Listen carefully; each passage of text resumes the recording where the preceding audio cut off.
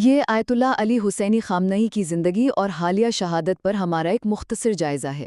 دیکھیں، ایران کے 36 سال تک سپریم لیڈر رہنے والے خامنئی کی 28 فروری 2026 کو شہادت سے مشرق وسطیٰ کی تاریخ کے ایک بڑے اور انتہائی اہم دور کا اختتام ہو گیا ہے۔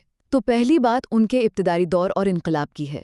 1939 میں مشہد میں پیدا ہونے والے خامنئی محض ایک عالم یا امین تخلص والے شاعر ہی نہیں تھے، بلکہ آپ کو معلوم ہونا چاہیے کہ 1969 کے اسلامی انقلاب میں امام خمینی کے قریبی ساتھی کے طور پر انہوں نے سخت قید کاٹی اور ایک بالکل مرکزی کردار ادا کیا۔ دوسری بات، ان کی وہ غیر معمولی قیادت ہے۔ ذرا سوچیں، 1981 سے صدر رہنے کے بعد انہوں نے مسلسل 36 سال بطور سپریم لیڈر ایران کی باغ دوڑ سنبھالی، اور کمال تو یہ ہے کہ سخت ترین حالات کے باوجود انہوں نے ملک کو خود انحصاری، تعلیم، صحت اور فوجی طاقت میں ایک بے مثال عروج تک پہنچایا۔ تیسری اور آخری بات ان کی شہادت اور ان کا ورثہ ہے۔ 86 سال کی عمر میں تہران میں امریکہ اور اسرائیل کے ایک مشترکہ حملے میں ان کی شہادت واقع ہوئی۔